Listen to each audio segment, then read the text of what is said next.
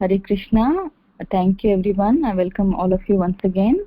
Today's class will be given by His Grace Brajamohan Prabhuji, and I hand over the call to Pavitra Madhavi Mataji to give introduction about the Prabhuji. Hare Krishna.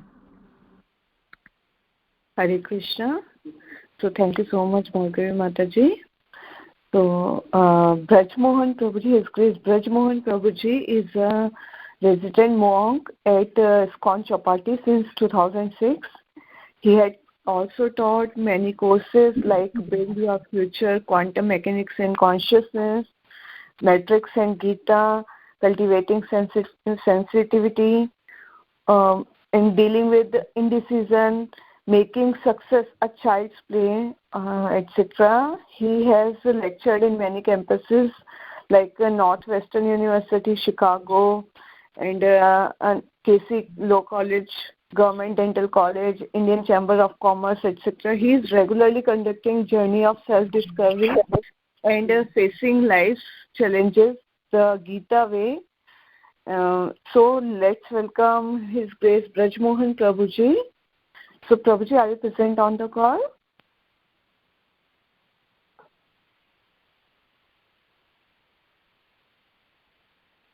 Hare Krishna.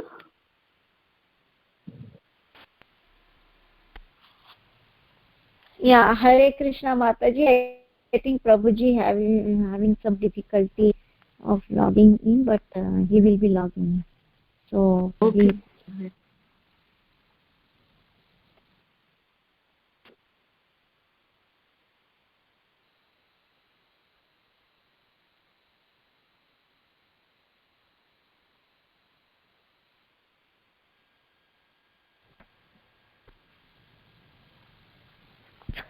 Mataji, we can continue chanting. I think Okay, Mataji. Hare Krishna, Hare Krishna, Hare Krishna, Hare Hare, Hare Ram, Ram Ram, Hare Hare. Hare Krishna, Krishna Krishna, Hare Hare, Hare Ram,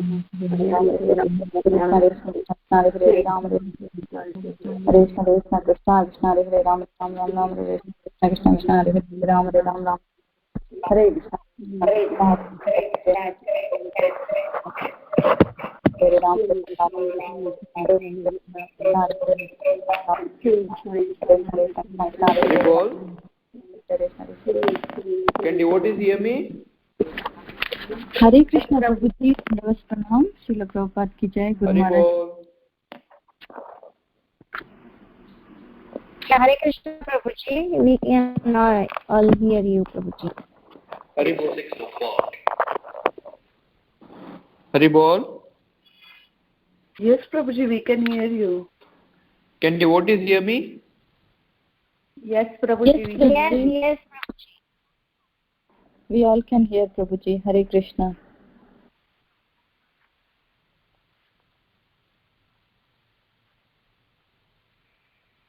I think Prabhuji cannot hear us.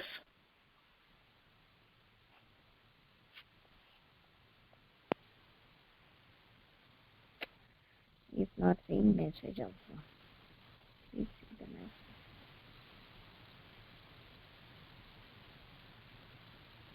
Hare Ram, Ram Ram, Hare Hare, Krishna Krishna, Krishna Hare Hare Ram, Ram Hare Hare, Krishna Krishna, Krishna Hare Hare Ram, Ram Hare Hare, Krishna Krishna, Krishna Hare Hare Ram, Ram Hare Hare. Hare Krishna, Krishna Hare Ram, Ram Hare Hare. Hare Krishna, Krishna Hare Ram, Hare Krishna, Krishna Hare Ram, Ram Hare. Hare Krishna, Krishna Hare Ram, Ram Hare. Hare Krishna, Krishna Hare Ram, Ram Hare. Hare Krishna, Krishna Hare Ram, Ram Hare. Hare Krishna, Krishna Hare. Hare Ram, Ram Hare Hare. Krishna, Krishna Hare. Hare Ram, Ram Hare. Hare Krishna, Krishna Hare Ram. Hare Krishna. Can devotees hear me now? Yes, Prabhuji, we can hear you. I'm extremely sorry. There is always some goof up happens. I was trying to log in from my laptop, but I don't know what error. Devotees were not able to hear me. Anyway, let's start. we heard you, Prabhuji, and we were saying like we can hear you, but I think you were Oh, not I was not able to hear back. Yeah. Maybe the mic was mute from your side. Anyway, we'll start now. ॐ नमो भगवते वासुदेवाय ॐ नमो भगवते वासुदेवाय ॐ नमो भगवते वासुदेवाय. We are discussing from Srimad Bhagavatam, Canto 4, Chapter 1, text number 7. Tosha प्रतोष संतोषो Bhadra शान्तिरिदस्पति इद्मकविर्विभुस्वन्ना सुदेवो रोचनो द्विषत्.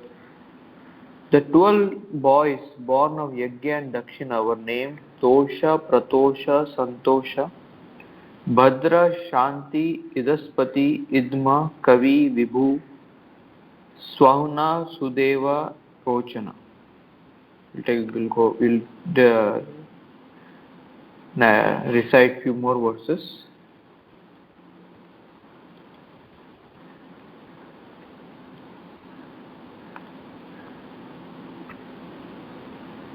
What is the next verse?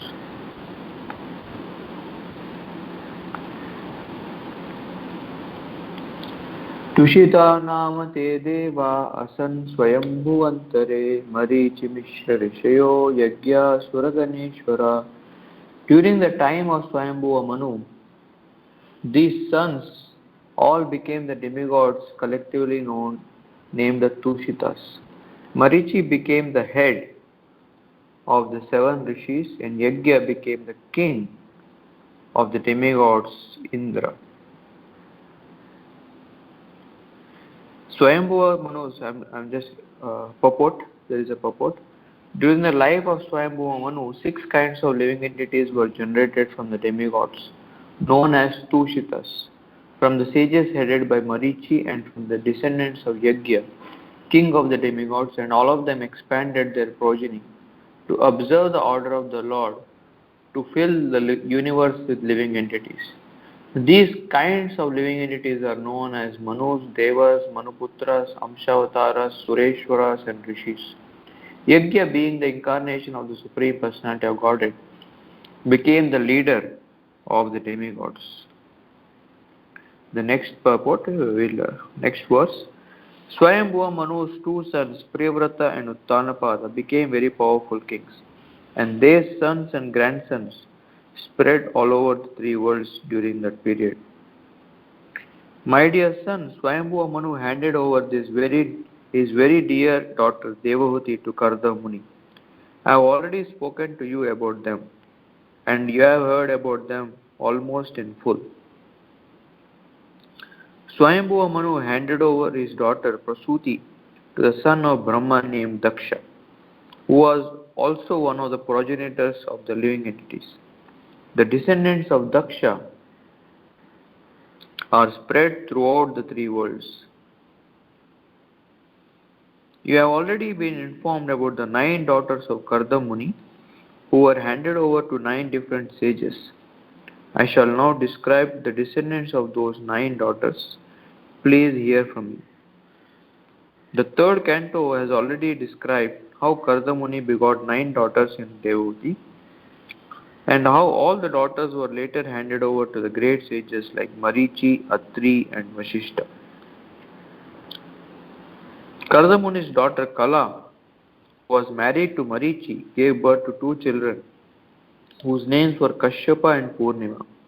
Their descendants are spread all over the world. This is the last verse I'll discuss, the verse number 14. So, my dear Vidura, of the 2 sons Kashyapa and Purnima begot 3 children named Virajas, Vishwaga and Devakulya. Of these, Devakulya was the water which was the lotus feet of the personality of Godhead, and which later on transformed into the Ganges of the heavenly planets. Purport of the two sons Kashyapa and Purnima. Herein, Purnima's descendants are described. An elaborate description of these descendants will be given in the 6th canto. It is also understood herein that Devakulya is the presiding deity of the river Ganges, which comes down from the heavenly planets to this planet and is accepted to be sanctified because it touched the lotus feet of the Supreme Personality of Godhead, Hari.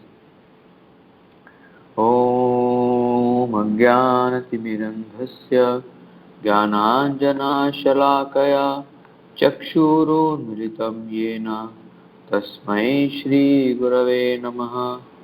Shri Chaitanya Manobhishtam Sthapitam Yena Bhutale Swayam Rupa Kadamayyam Dadati Swapadantikam Vandeham Shri Guru Shri Yutapadakamalam Shri Guru Vaishnavamsha Shri Rupam Sagrajatam Sahagana Raghunathanvitam Tam Sajivam Sadvaitam Sadhutam Parijana Sahitam Krishna Chaitanya Devam Shri Radha Krishna Padan Sahagana Lalita Shri Vishakhanvitamsha He Krishna Karuna Sindhu Deenabandhu Jagatpate Gopesha Gopika Kanta Radha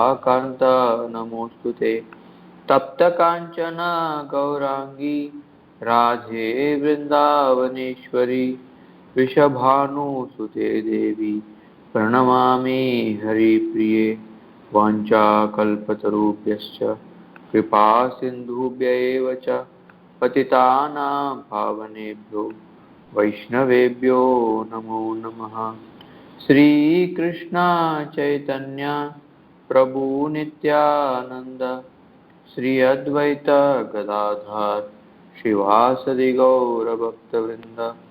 Hare Krishna Krishna Krishna Hare Hare Hare Rama Rama Rama Hare Hare. Hare Krishna. Once again, extremely sorry for being late or delayed because of technological difficulty, and extremely grateful that I am asked to speak on this holiest of holy books, Srimad Bhagavatam.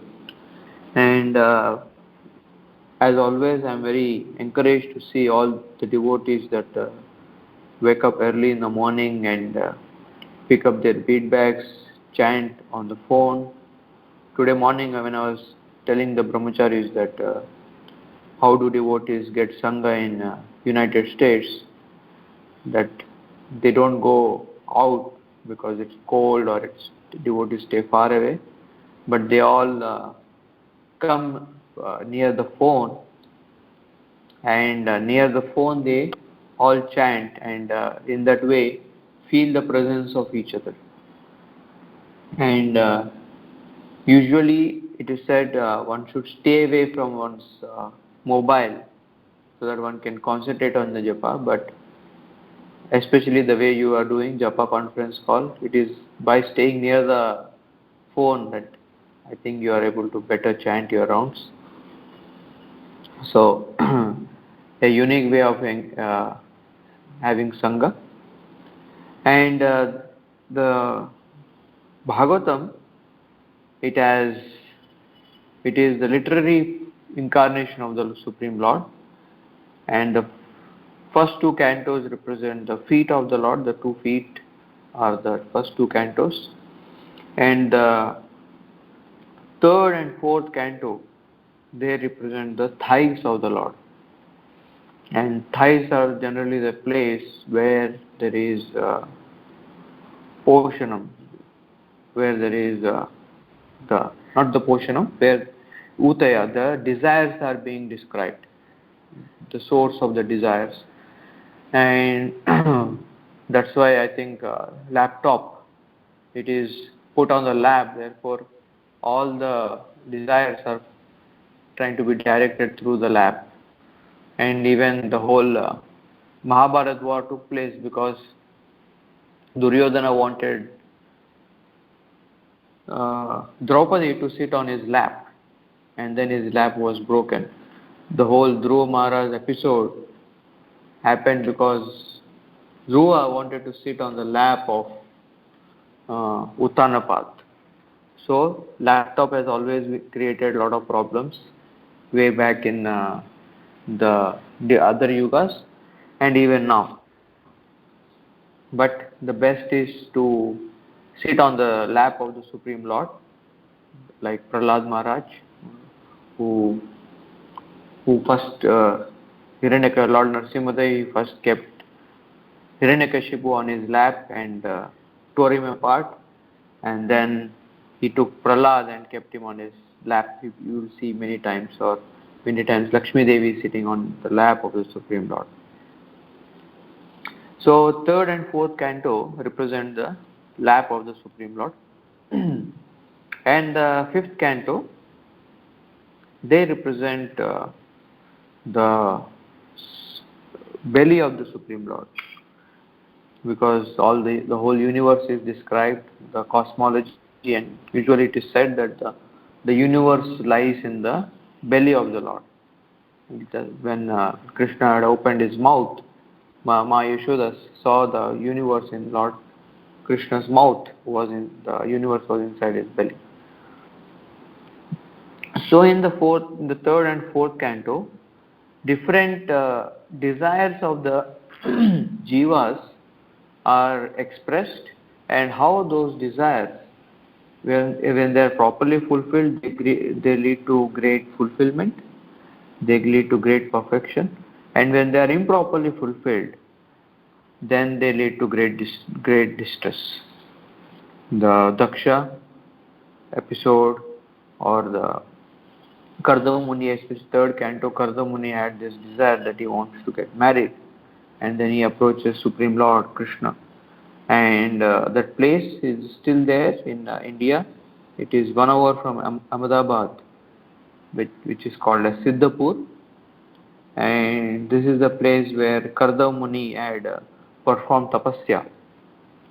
So if any of you are Gujaratis, so you can visit that place when you go on to Ahmedabad. It is only 1 hour from there. Very popular place, Siddhapur, and that is the place where when Kardama Muni was performing tapasya, because in the olden times there was no shadi.com or matrimonials.com.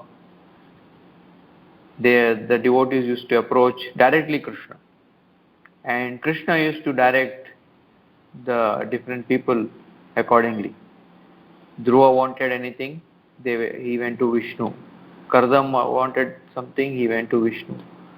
So the Vishnu, we didn't need Walmart or any of these things. Only the place where you get everything is the Supreme Lord Vishnu. So Kardama Muni, in this particular thing, the children of Yajna are described. And Yajna, some time back I had given a class on something about Yajna. So the Manu is Manu and Shatrupa were created by Brahmaji, and Brahmaji and Manu and Shatrupa were asked to create progeny. And Manu and Shatrupa had 3 daughters and 2 sons. And Akuti, Ruchi, and Dakshina. Sorry, so Yajna, Akuti, Ruchi, and what was the other ones? Prasuti. And Yajna had married Dakshina. So Dakshina is Lakshmi Devi and Yajna is Vishnu. So therefore Yajna and Dakshina, they are always together. Therefore, Krishna says, Adatte Dakshinam Yogam. Krishna in the Gita says that yajna in which Dakshina is not given to the Brahmanas, that yajna is in the mode of ignorance. And there are, even in our daily life, it is said that, especially for a grahastha, he has to perform 5 types of yajna in daily. These are known as Pancha Maha Yajna. The one yajna is the Brahma Yajna. Brahma Yajna is what we do, the sadhana, the meditation, the spiritual studies, or trying to read and chant mantras or chant Gayatri. This is known as Brahma Yajna. The second yajna that everyone should do is Deva Yajna. Deva Yajna is performing Havan or Homa or Agnihotra, or the typical Yajna that we know is the Deva Yajna. And the third is known as Pitri Yajna. Pitri Yajna is appreciating and respecting those who have helped us in our life, going and offering our obeisances or appreciation to our parents or our ancestors, teachers. And the fourth yajna is known as Atidhi Yajna, where you treat the guest or the unannounced, unappointed guest. Of course, nowadays you can't meet anyone without taking prior appointment. If somebody turns up at your home and he doesn't take an appointment, then as especially in United States, then you most probably won't open the door. And just recently, my brother who stays in Chicago, he was telling that they on Saturday, Sunday they go out to distribute books, and they go to each home and they knock on the door, and then when the people open the door, then they explain about the Gita and if they want to take. And I said that, where do you do that? In America, people will shoot you down. If the guy is crazy or if he's too afraid, nobody knocks on someone's door without knowing them or anything. They said, don't worry, we only go to the Indians' houses. In the apartment complex where all Indians staying, only after we ensure that they stay, we go there, because the concept of Atidhi Yajna, that treating somebody who comes unappointed, is still there. Of course, even in India, it is going away. People put all types of purpose. Always used to say that beware of dogs, or trespassers will be prosecuted. So this yajna is going away. Therefore, we have to make so many arrangements when we travel. Because in the previous times, you don't have to make much arrangements for travel. You go, and then there are people that will feed you, there are people that will host you. But now you have to, even brahmachari or a sannyasi, when he has to go somewhere, then everything has to be pre-arranged. You have to call and tell the devotees that I am coming this and this date, and this is when I leave, and then it is accepted. Else, but real culture is shown with situations or people which you don't expect to come into your life. Because now the culture of that we are used to is take an appointment, and you know what is coming, who is coming. But somehow with life it doesn't happen that way. What's going to come into our life, there is no prior notification that comes. Apart from old age, that is a notification that death is coming. Other than that, any reversal or anything, there is no prior notification. Just like recently, Sri Devi died, and you know that till 15 minutes before, she was all right. She was walking, talking, everything, and then she just went into the bathroom, and mysteriously she died. No one knows how she died and what's the cause. Why did she become unconscious? Or recently, just 2 days back, there was a video that was being circulated. the Bank of Baroda, one of the high ranking officers, when he was retiring, there was a farewell meeting, and in the farewell meeting, as he was expressing gratitude and saying how everybody was so friendly to him and he would love to work with them, and as he was speaking, suddenly he became unconscious and died.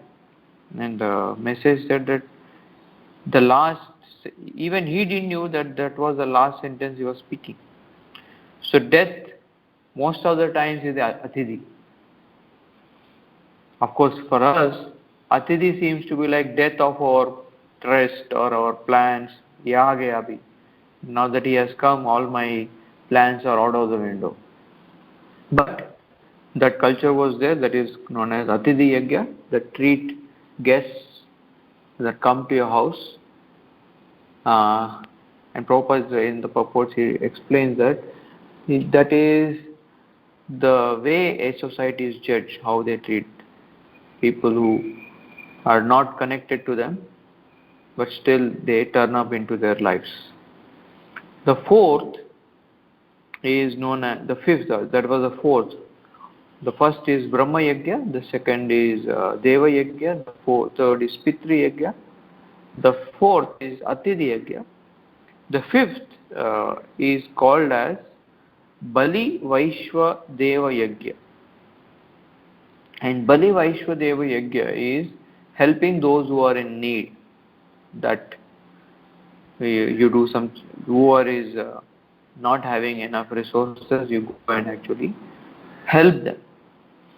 And what and how does the yagya help a living entity?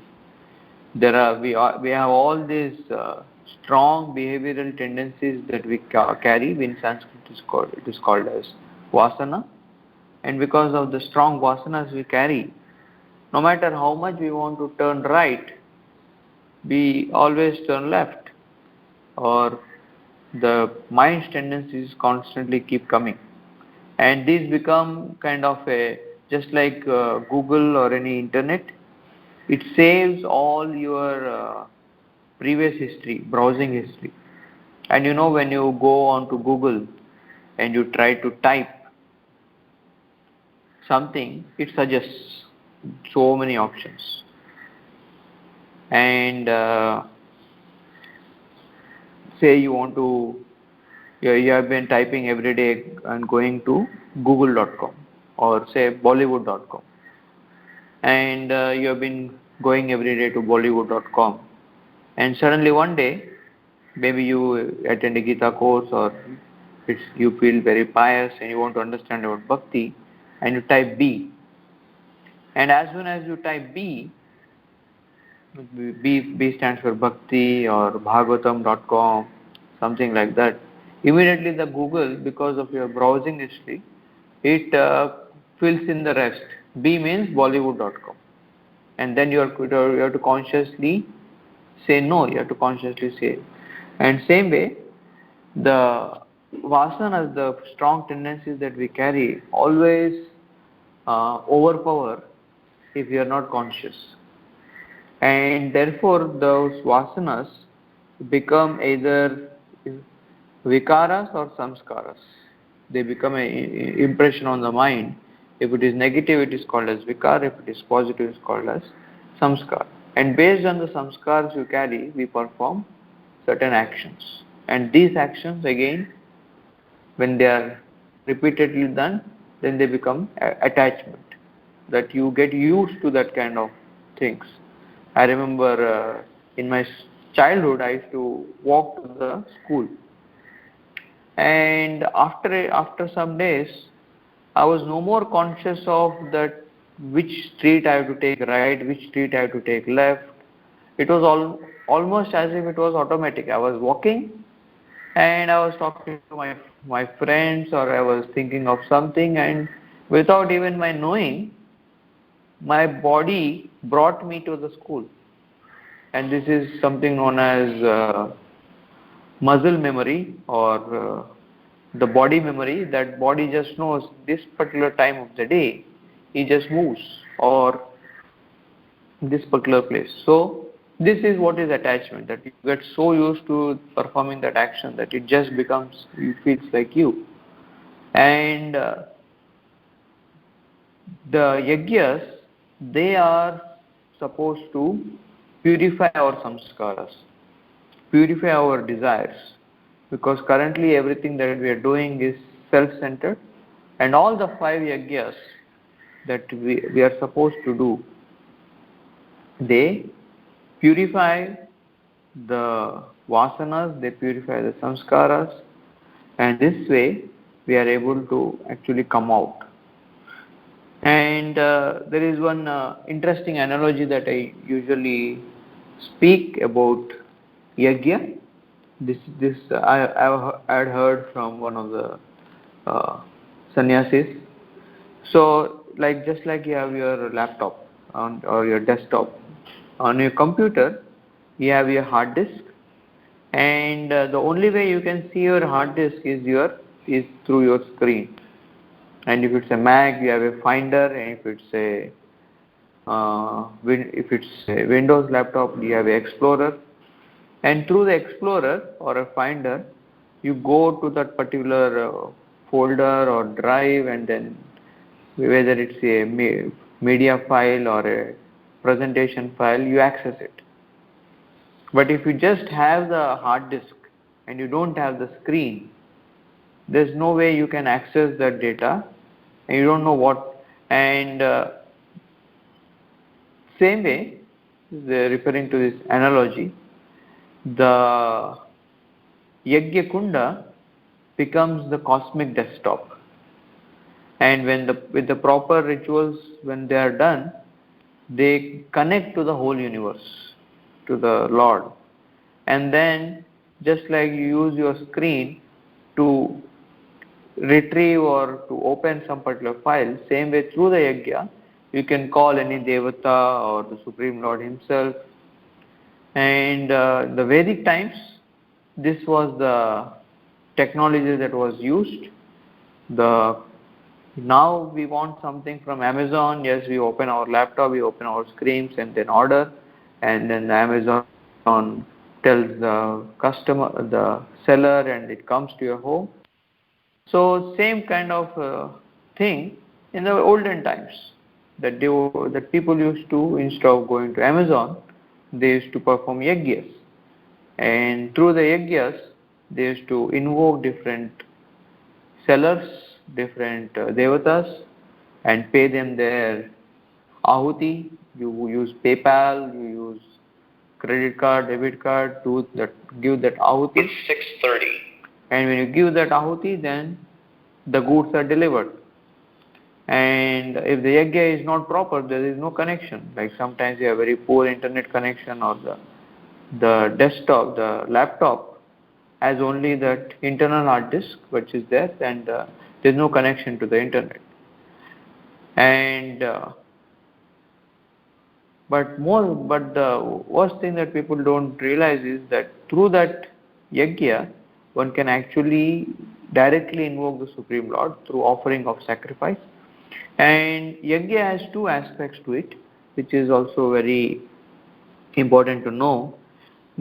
One part of yajna is to collect all the ingredients, and next part of the yajna, broadly if you divide into 2 categories, one part of the yajna is to collect all the ingredients, collect the pujaris, collect the mantras, collect everything, and the second part of the yajna is to destroy all the collections that you have done. You brought ghee, you just pour it off, there is no more ghee that is left. You brought wood, you destroy it. I'm using a gross word, a disturbing word, destroy, but it is to make a point. And so whatever was collected, whatever was brought, is all offered into the yajna. So it is creation, and then there is destruction. And that's why many times people question spiritual rituals, that you're all wasting all that ingredients. You brought the ghee, you brought this, but it's all just going into the drain. Of course, it's not supposed to go into the drain, it's supposed to be collected and distributed as Charnamrit. And this is what is also life. Life is about making an identity, making a mark, uh, forming our identity, and then the second part of our life is dissolving that identity that we have formed. Because the ego is such a difficult entity to deal with. Unless you form the ego, you cannot the ego won't let you go. A typical example that is given is a child, when he is not given enough love in his childhood, then whole life he is cranky and he keeps hankering for that love. But those children that get lot of love and affection from their parents when they're small, when they grow up to a very stable and giving person rather than always attention hankering person. And the same way, all of us have been born with different natures, with different swadharmas, and Krishna's whole point was, unless you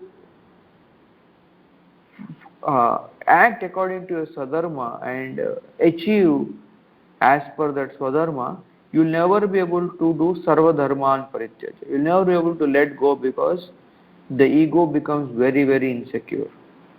And with an insecure ego, when you try to serve, you are only using that aspect of service for one's own personal interest. It's not actually genuinely to give to others.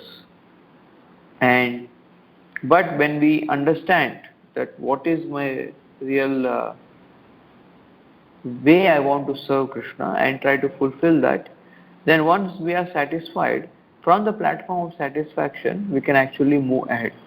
Therefore, when somebody runs, when he places his foot, that foot is very stable on the ground.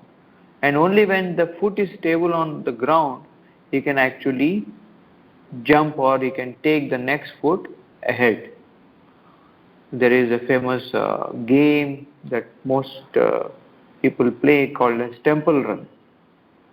I don't know if all of you are aware, but it's very popular in India at least. Temple Run, all the time, wherever I go, trains, flights, many people, many boys, kids are playing Temple Run. And the temple, quite funny name, or maybe a wrong name to have, that you have to run from the temple.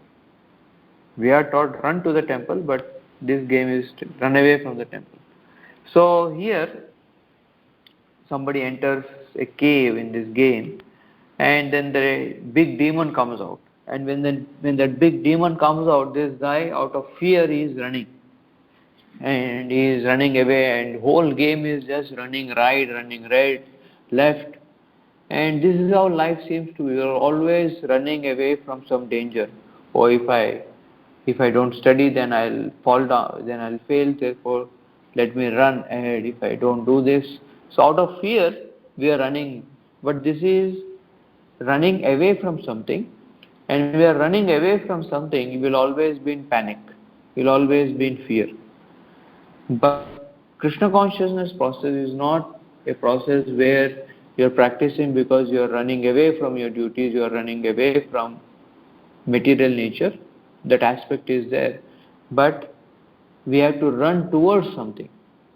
So when that positive aspect, when you are running towards something, it's not that the land beneath you is falling down, therefore you are running ahead, or dukalayam ashashvatam, or this or that, because the land is passing down. Are you able to hear? Because the land is passing down, therefore you are running Yes, Prabhuji, away. we are hearing. Hare Krishna. Oh, Thank you. Hare Krishna. So that kind of running is running in panic. So therefore I say there is two ways to run. You can either run away or you can run towards. And when we run towards Krishna rather than run away from Maya, then our practice of spiritual life will be happy. And for that, each step that we take has to be with satisfaction. It is not with dissatisfaction because you are trying to move on. Just like a student, when he is perfectly mastered that subject, then he gets to move on to the next subject. That he clears ninth class, then he goes to 10th class. And if he doesn't clear the ninth class, if he doesn't fulfill that, then he is put down. Same way, in our spiritual life, we should be happy and satisfied with every situation that comes. And when we are able to do that, then the ego lets us go to the next step. Else we may go to the next step, but the ego will be very insecure. Therefore, there are two stages, as I said, the stage of accumulation and the stage of removal, just like in yajna, or the stage of learning and the stage of unlearning. And usually learning is easy, unlearning is difficult. In material life, in material situation, learning itself is difficult. But in spiritual life, learning is, oh yes, I have accumulated so much for Krishna. But to be able to let go of those attachments from our consciousness, unlearning, is difficult. Therefore, of the four stages of Varnashram, two stages are learning stages, Brahmachari and Grahastha. One learns knowledge, another learns or accumulates positions, and the next stages are Vanaprastha and Sannyas. And as you know, often neglected or difficult stage is Vanaprastha, is that to now wind up, wind down. And winding down is always the place where we face challenge, because now that we got into. And therefore it is said, one who is a good brahmachari, he either continues to be a brahmachari all life, or he becomes a good grahastha. One cannot become a good grahastha if he is not a good brahmachari. One who is not submissive, one who has not served the spiritual master, one who has not learned the shastras, same way, either male or female. And one who has not led a proper grahastha life, he won't be able to go to the next stage. So therefore the perfection of anything is when you are able to let go of it. A leader, he has trained the subordinates so well that within some time he can let go of it. A parent he has trained his kids so well that he can let go of the kids, and kids will still not ruin all the things that the parents have done, but they'll actually increase. So with that goal. Therefore, one of our grahasthas, when he got married and when he went to Maharaj, he said, Maharaj, how should I plan my life? He said, now that you have entered grahastha ashram, you have to perform it so well that you are planning to leave it. Just like studies, that you are performing so well that one day you want to graduate. And without that goal, then the practicing of the any stages of life becomes uh, full of attachments and full of anxieties. And I think I'll end here. Therefore, if the sons of Yajna, as described here, Yajna and Dakshina gave rise to. Same way, Yajna is collecting, and then Dakshina is whatever is the prasad, whatever is left after the Yajna you give out. And that's what is Tosha. Tosha again is happiness, Pratosha, Santosha. Bhadra is auspiciousness, Shanti, Vibhu. So all these are produced when the Yajna and Dakshina come together. So Hare Krishna, I'll end here and see if any devotees have any questions. I'm sorry, I was told that there was some, the audio quality wasn't good. I hope you understood. I spoke a bit fast.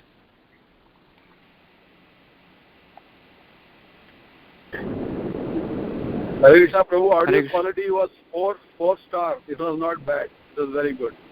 And very Okay. nice lecture. Thank you very much, Prabhu. Hare Krishna. Thank you. Thank you. Any comment, any questions or anything that devotees want to discuss?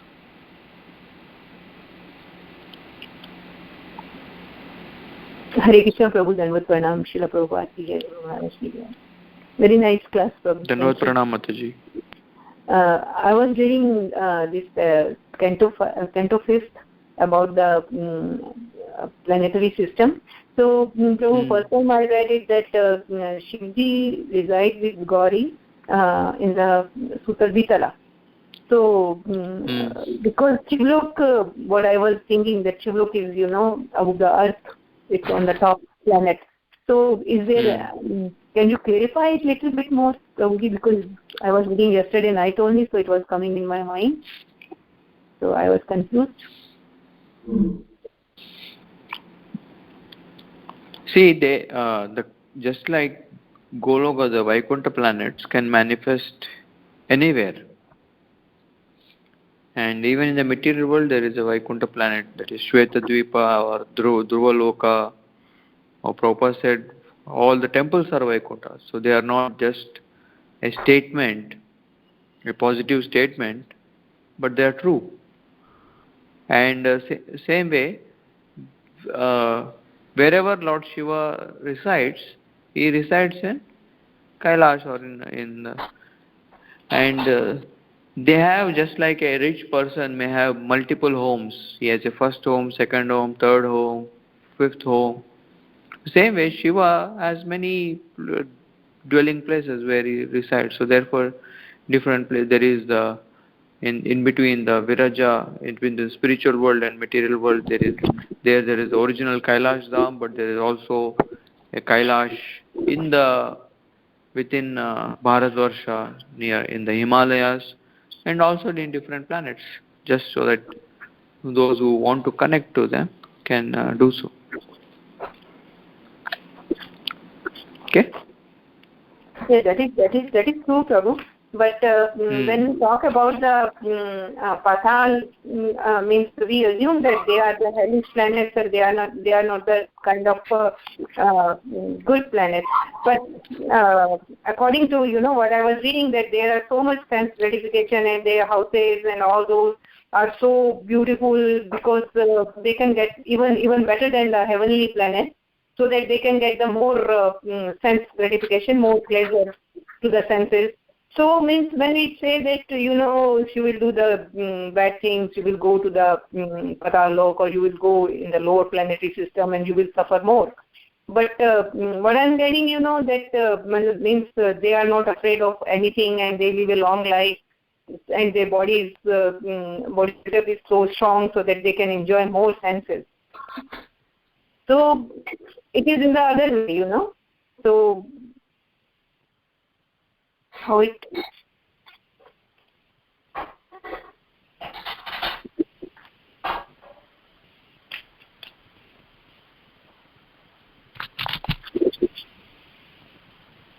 Hello?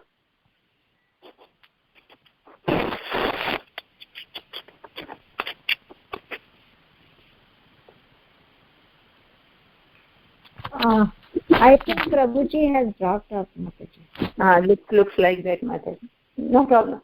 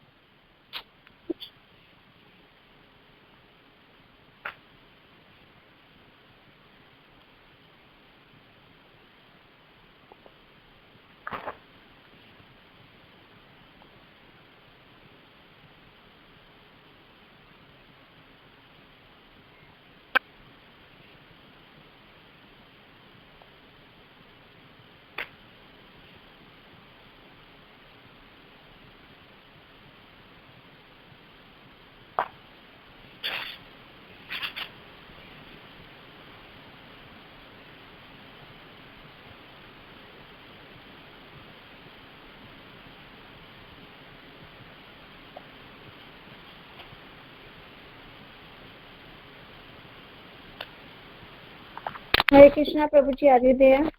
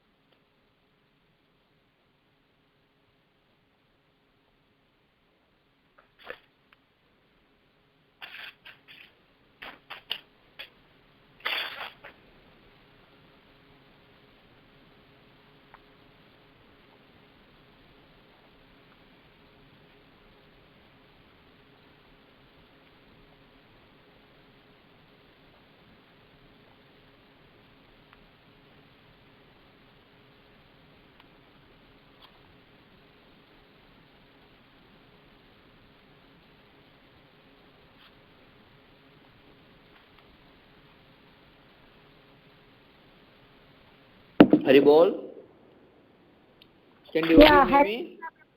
Yeah, Hare Krishna. Sorry, Mataj, I think credentials he was saying. So the question, Mataj's question was that hellish planets also seem to be quite wonderful in. Yes, Prabhu. Just like Las Vegas appears to be much better than Bombay or much better than.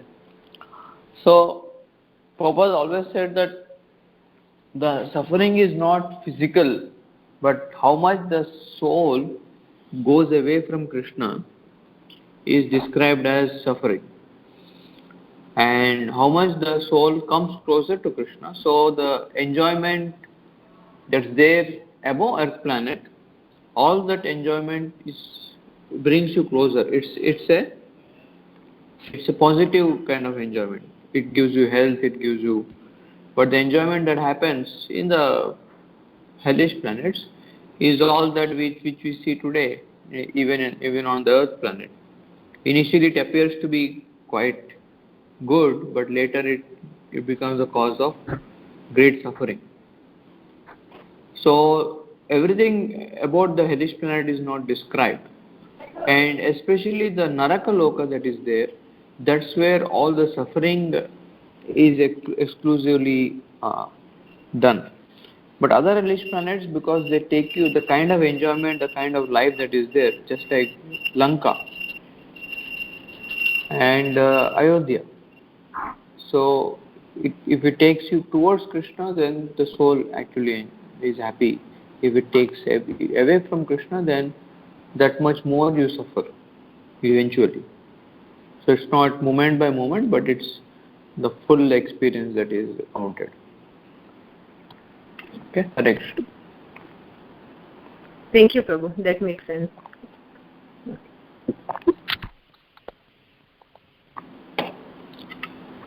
Any other?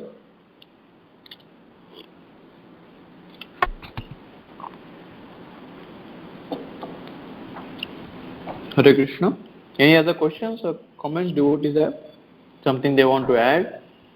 Hare Krishna, Prabhuji, Dandot Pranama, Ghoshti Shri Prabhupada and Guru Maharaj.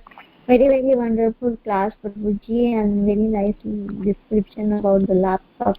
We never thought about that way, and very nicely you explained the 5 types of yagyas.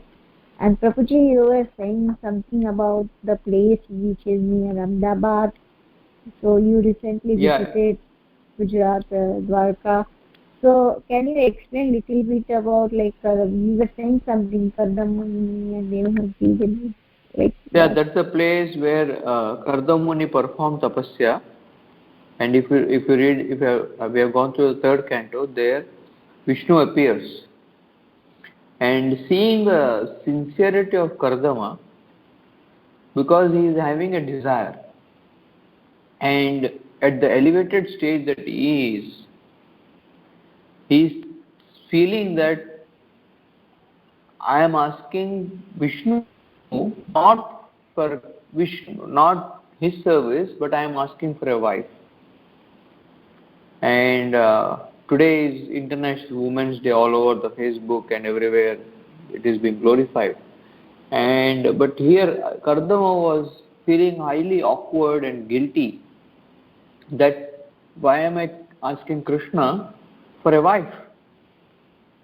Because it's not the right desire to ask when you go to the Lord. But he is honest enough to see that he needs that support and that kind of responsibility to go to the next step. And seeing this great, because it is very difficult for us to be honest with ourselves. Usually our honesty degrades us. He says, this is what I am. But to be honest in a way that you actually approach Krishna or Guru. So when Vishnu sees this sincere honesty of Kardama, tears come out of his eyes.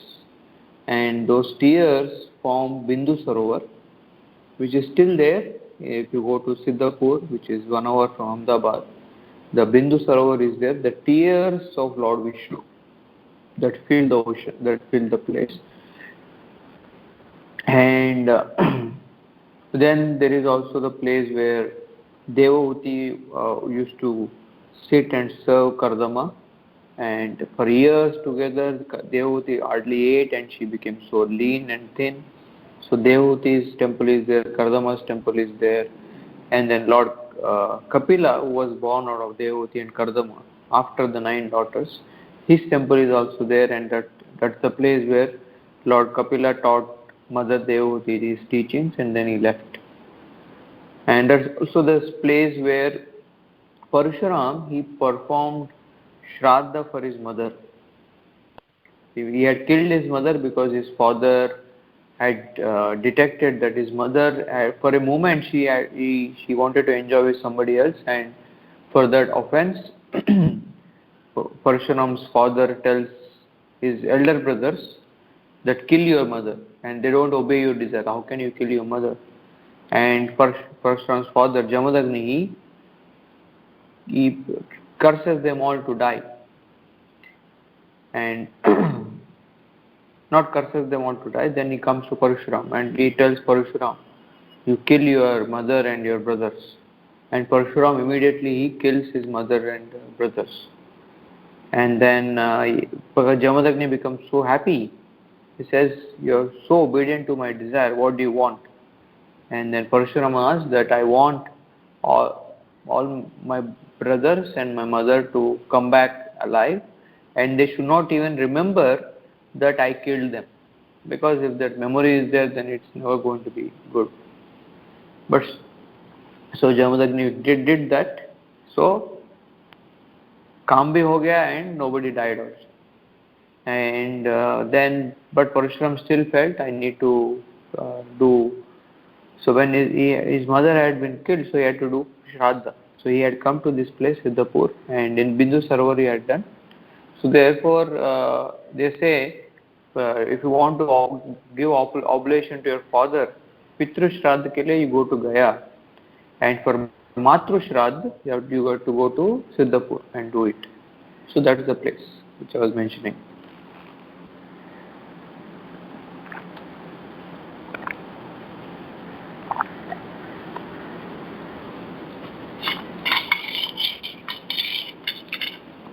Anything else?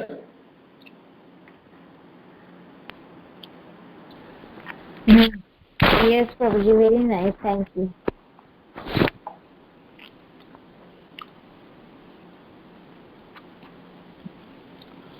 So again, I was in last call also I had mentioned this, that in April I'll be coming to US, mainly to Bhakti Center to help in cultivating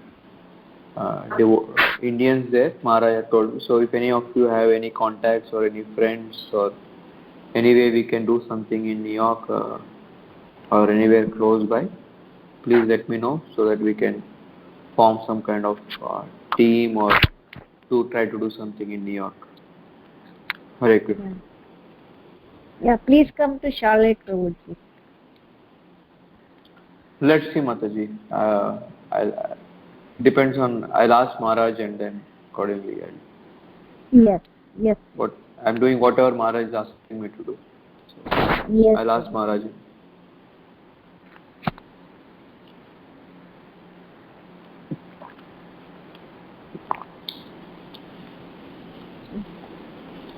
Yeah. Anything else devotees have?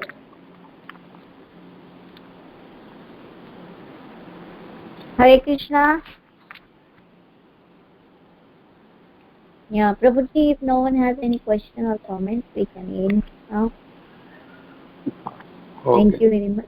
Thank you again very much. Pancha kalpatarubhyasya kripa sindhubhyeva Jnanam pavanebhyo vaishnavebhyo namo namah.